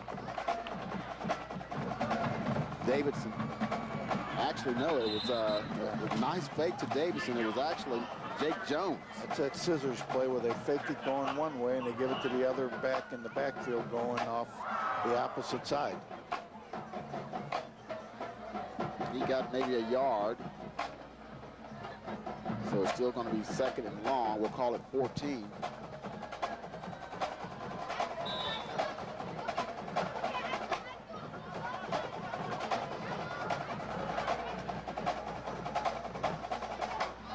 Again, I'll tell you what, shooting the gap there and tackle there is once again number 58, Russell Brown, as he really shot the gap. He must have had that snap count pegged to a T. You know, when you gamble and time it like that, you got an opportunity to make a big play, but if you're wrong, then that gives them a penalty. And that time Brown gambled, shot the gap, was able to come through free because the offensive line just couldn't get out of their stance quick enough to be able to pick the blitzing lineman through the gap. Let's go down the field to Jeff. You know, you guys were talking about this opening drive for Yukon. That's exactly what Coach Wilson said when I caught him as he was coming out at halftime. He basically said, look, we had 2 opportunities inside our red zone, could not make that happen because we shot ourselves in the foot. We just got to make sure we do better than that. And then obviously the drive started off the way he wanted it to. Just want to make good first yard down and then get the penalties to not happen. And obviously it happened. So now I guess he's got to get back into his mode, and he's talking to the referees right now saying, hey, help me out just a little. Back up to you guys. You know, I'm not so sure Brown wasn't offside, you know, myself looking at the play from up here, but the officials have a much better view of it than we do, and so they didn't call him offsides. Sometimes you time it just right that you're able to get into the gap, into the neutral zone as the ball's being snapped, and because the offensive lineman can't move fast enough to pick you up, it looks like you're offsides. Well, in any case, it's 3rd and long. Coach Wilson may have been trying to get some play selection help because this is 3rd and 20. Not the kind of situation you want to be in if you're the offensive coordinator or the play caller. Because what do you come up with here? The last time they were in 3rd and 20, they ran the draw play to Davidson. They showed pass and then slipped the ball to Davidson, and he was able to pick up 10 out of the 20 yards. He's now in a receiver position, so it doesn't look like they're going to run the draw. You got 3 wides to the right, 1 to the left, single back. And Garrett under pressure again, and he throws it. It's incomplete. As once again, the Midwest City front 4 putting pressure on. And the pass is incomplete. It's number 50 in on the pressure for Midwest City, Chris Ward. Good defense by Midwest City. The best pass defense is a good pass rush, and that's what they did right there. Midwest City did a good job of penetrating and getting pressure on Garrett. So those penalties really killed this drive, and the ball may have been partially blocked. Not a very good punt, and it's going to roll dead at about the 49-yard line. That's where Midwest City will take over. 7:05 left in the 3rd quarter. Bombers on top of Yukon, 20-6. You're watching KSBI TV, Oklahoma Sports Station.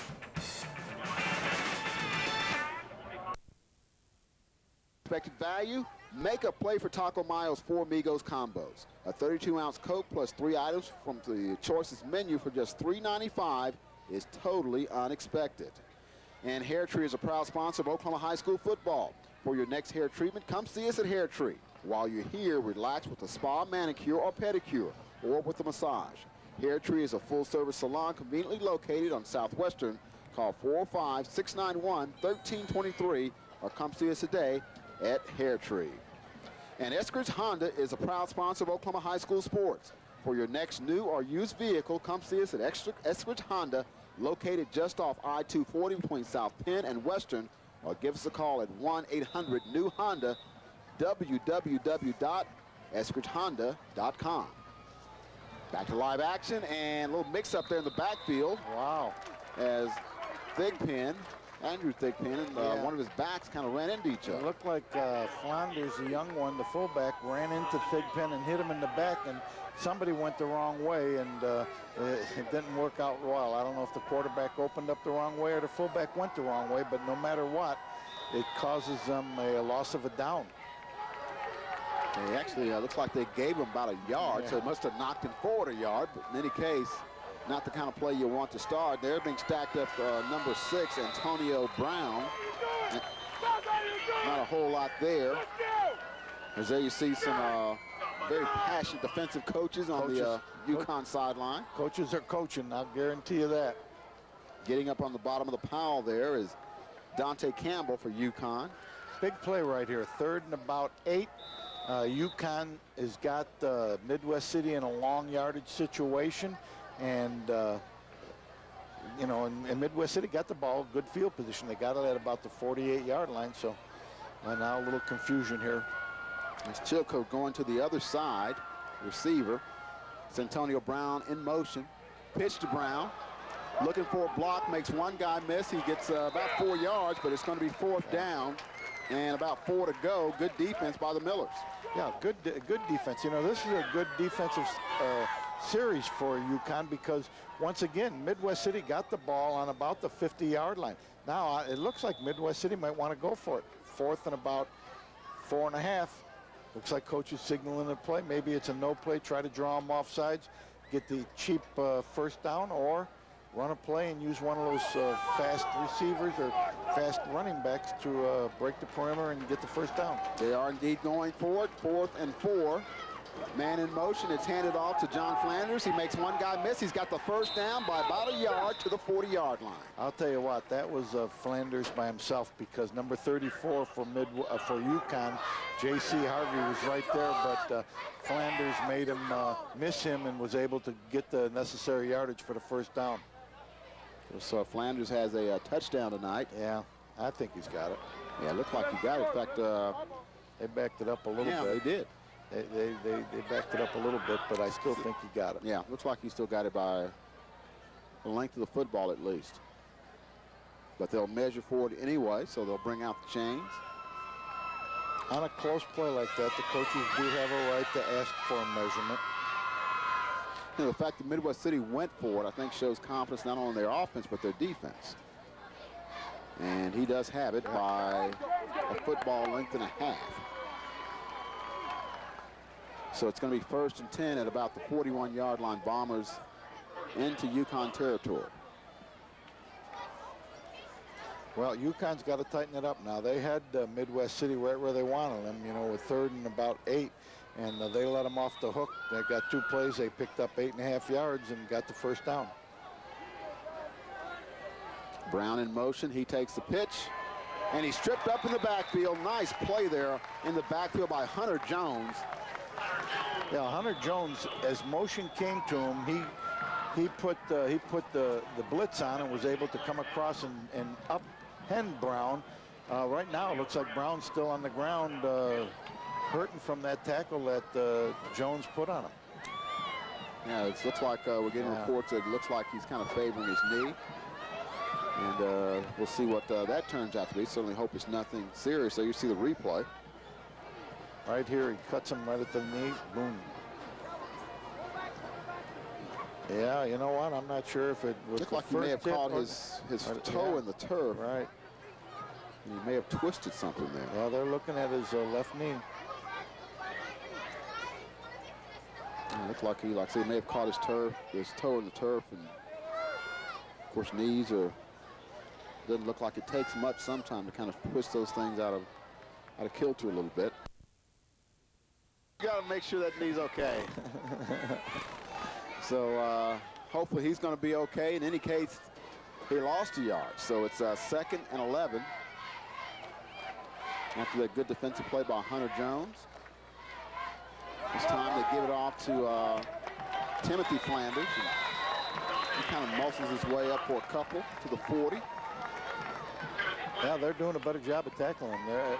In the second quarter, Flanders had his way running the football up the middle off that belly series that they're running, but seems that Yukon's tightened up the defense a little bit. Defensive line seems to be playing a little more aggressive, and they're making Midwest City work a little harder to get yards.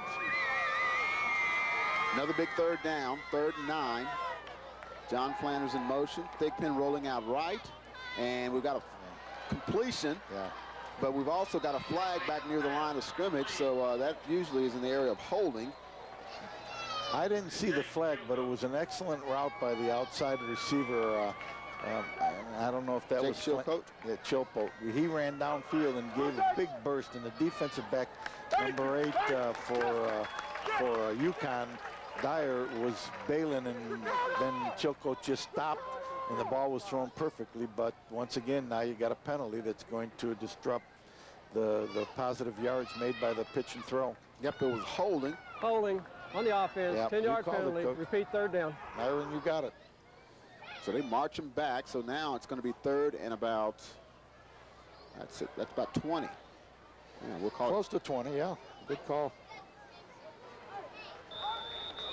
Midwest City, that may be a running down, though. Well, with their speed. With their speed. I mean, they do that misdirection sweep back to this side. We'll see what happens. Thigpen dropping back, going deep, and it's going to be incomplete. He was trying to hit John Flanders again. Yeah. Good job. The receiver did a good job of avoiding the first defender, the corner that was rolled up, but the safety coming over the top was able to get over there before the ball was thrown into Flanders running down the sideline.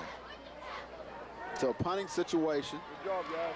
Good job, guys. Thigpen will drop back to punt. And back deep for Yukon is Joey Davidson. That's about, the ball's right about where they got the ball after Yukon's last punt. Oh, there's nice a beauty. punt. Yeah, that's a beauty. And he's going to let it bounce, and is it going to make the, ooh, it just barely made it. It just barely made it to the end zone. Well, you're taught that if you are on the 10-yard line, don't catch the ball. The ball hit at the 5, so he did right. Even if it didn't go in, his job was not to touch it because it was back. But as Jeff Roberts, our astute sideline reporter, noticed, running into the kicker. a flag, and it's running into the kicker. And I'm not sure if high school rules are you got running into and unintentionally. Well, the key is it an automatic first down? That's what I don't know. Running into the kicker on the defense, 5-yard penalty, remains 4th down. So just running into 5 yards. Okay. Sorry, I'm not aware of the high school rules as well as I should be. So they're going to punt it again, and we'll see if he can pin them deep. I mean, he almost pinned them deep that time.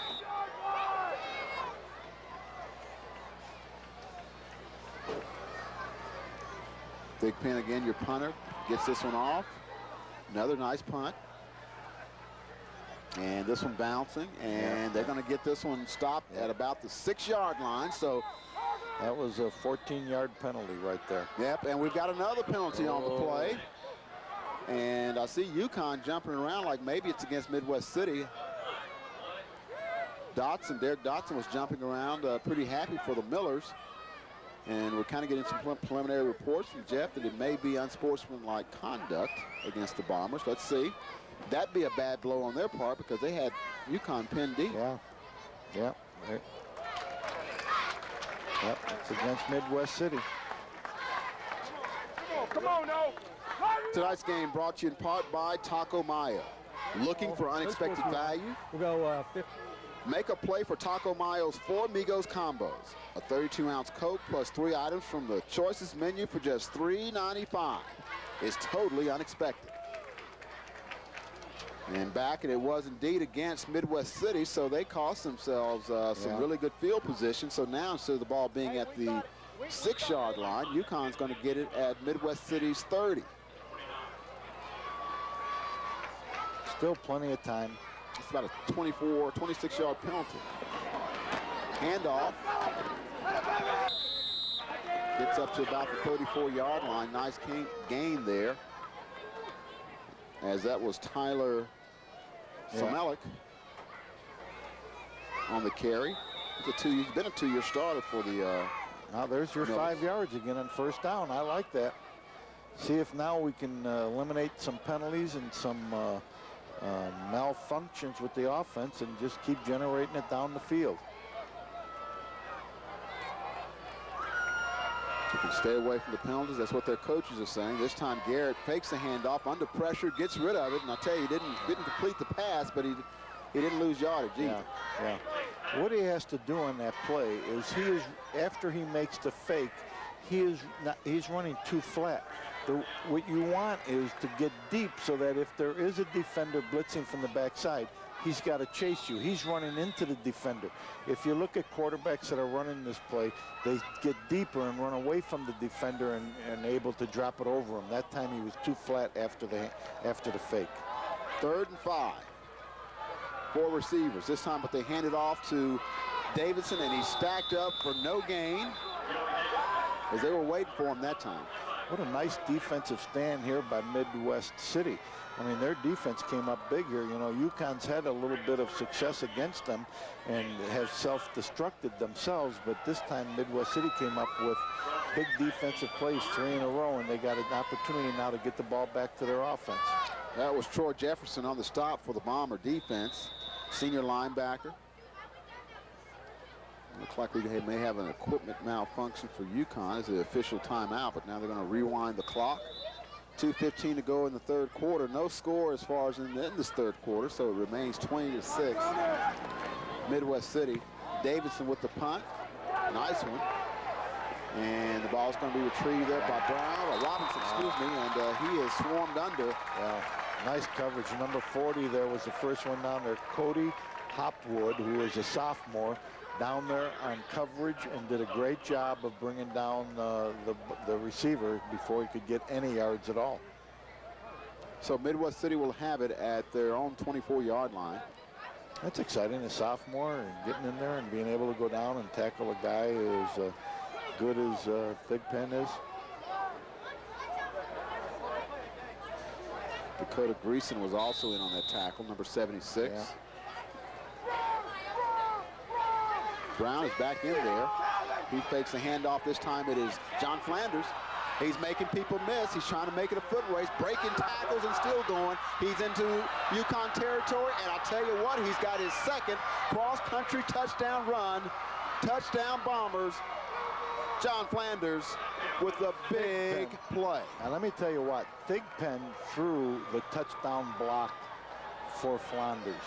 He threw a block somewhere around the 35-yard line that sprung him loose so that he could use his speed to outrun so he could outrun the secondary. What a great block, what a great run. John Flanders is quite a playmaker. I mean, this one was not as wide open as his last touchdown run. He had to make some people miss, break some tackles. Yeah. And then get the block from the quarterback. And you know, that's the same play they scored on last time, only this time Yukon was there. They just couldn't bring him down.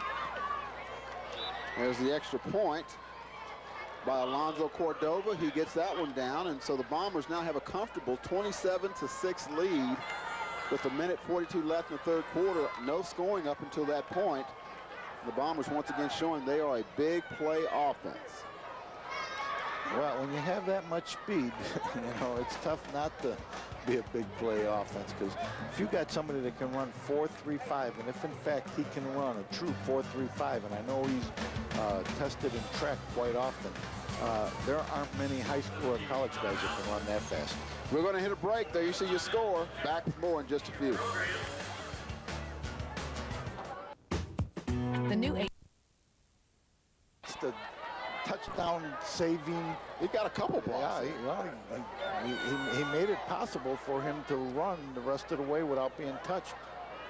Antonio Brown was back in there also blocking. He was the one that left earlier. Looked like he had hurt his knee, but he was back in that possession. So it all adds up to another cross-country run for John Flanders, and they're on top 27-6. And we're ready for the kickoff. We got our gal out there. Alonzo Cordova will be doing the duties for the Bombers. He's been a busy guy tonight.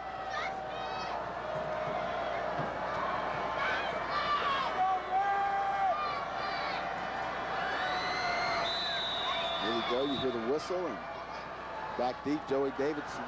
And this one, they're going to squib it. Picked up at the 15. Trying to get to the other side. Stacked up at about the 26.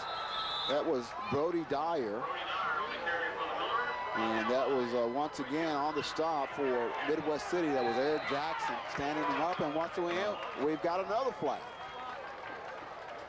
Yeah. This is after the play, so it's going to be a dead ball foul against somebody. We had two players down here jawing with each other. I didn't see anybody throw any punches or push anybody, but they were jawing. Yeah, and the officials were right there while they were talking, so it might be some kind of unsportsmanlike conduct. Let's go down the field to Jeff. Yeah, Coach, I think you're right on the money with the unsportsmanlike. It started with a little, I'm going to call it a scrum on the ground, number 50 of Yukon. I didn't catch the number from Midwest City, but I think that's what they're calling right now. Back up to you guys. Yep, and it's going to be they're going against the Bombers. And that's not something you'd like when you're up by 3 touchdowns. We'll keep that clock going. And Dead ball, unsportsmanlike conduct on the kicking team, 15-yard penalty, first down. so that's going to have the ball up to about the 42-yard line. Yeah, there's our officials, Myron. David Differ, excuse me, Stephen Campbell, Don Strain, Larry Wagner, Ted Campbell, your officials for tonight's football game. Nothing much there for Yukon. They've been having success on first down, but that time Midwest City was waiting for them, so maybe they got back to the line of scrimmage. We'll call it 2nd and 10. Well, Yukon's got to hurry up now. They're down 27-6. There's a minute and 16 left in the third quarter. Still plenty of time, but not enough that you can dilly-dally around and try to work your running game as well as you would have liked to. Now you got to put the ball in the air, and you got to hurry up in and out of the huddle so that you have an opportunity to get a chance to get back in this ball game. This time inside handoff, nothing there. Gets about a couple, excuse me, about 3 yards there. So nice running on the inside there by Steven Simpson. If you're Midwest City, those are the plays you want. You want them to try to run the ball up the middle and eat up the clock because you're winning. You got a 21-point lead, and you don't want them to surmount an easy score so that they have an opportunity to get back into this ball game. So Midwest City's playing good, tough defense now in the second half. Clock's running down here in the third quarter. They should get this play off, and that should be the last play of this third quarter. 18 seconds to go. 3rd and 6. Dotson in motion. Garrett rolling out under pressure again, throws it, and it's going to be short and incomplete, and that will actually kill the clock. So they're going to have to punt this before this quarter is up. And once again, that Bomber front four putting some pressure on quarterback Clay Garrett. It looks like they were slanting towards the way the quarterback was rushing because there were 2 or 3 linemen that broke through there to be able to rush Garrett, so he didn't. The clock continues to move, and they're eating up this entire quarter just about. Thigpen going left, throws back. He's got a receiver out there. He's got him. He's got a touchdown. That's Jake Chilcote catching a touchdown pass, covering 35 yards from Andrew Thigpen. And he was going to his left, so that breaks all my theories of, you don't want to roll out to your right, but right here, great job. He a little fake there, and Thigpen comes around. Look at him get his shoulders square, is able to get the ball downfield. Very, very nice, very well executed. Tough play to complete for a high school kid. Thigpen pulled it off, gave them the touchdown that might mean victory tonight. Seems like it might be unsurmountable at this time for Yukon.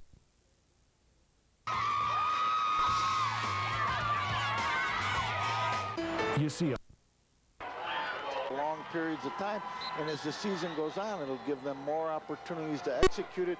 Coaches can bring the players into the meeting rooms and work and correct on it. This is an offense that, as the season goes on, the offense gets more productive. Well, they've got some guys on defense that have had good games. Russell Brown, Dominic Tyler.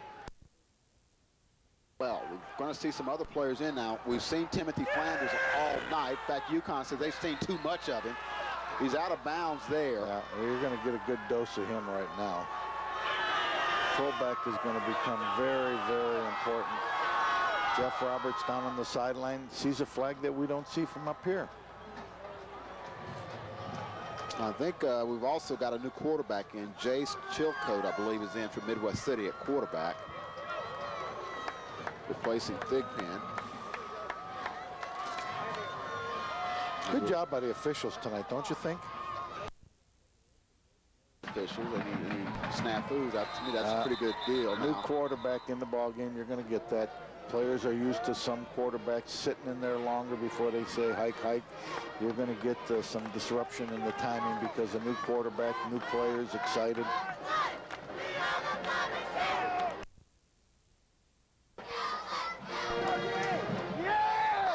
Stacked up there. Yeah, we're just running a straight down the line handoff, dive play. You know, let the clock keep running. Let's get on the bus and go home and celebrate our first victory in district this year.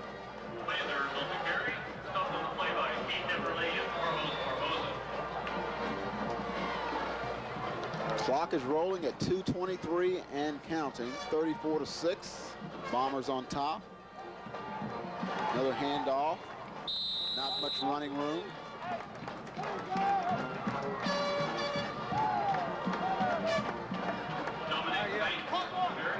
Getting stacked up there.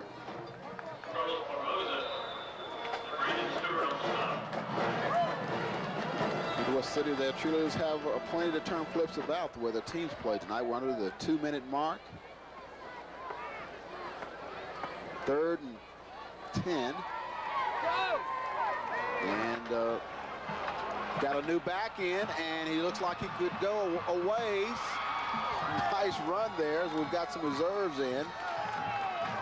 Yeah, that looks like number... Rashawn Moore. Yeah, right, Moore. Rashawn Moore, junior running back, who showed... If you don't account for that play, then you're in trouble because they're going to hit a home run. And if you do account for it, that means you don't have enough people over when they're putting motion to the other side of the field.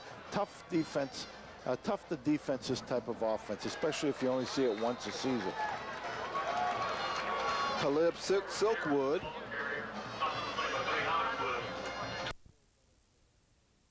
Handoff. Trying to get outside. Looking for running room. That's number 25. Dontre Smith. Again, a lot of youngsters getting playing time, and that's going to do it.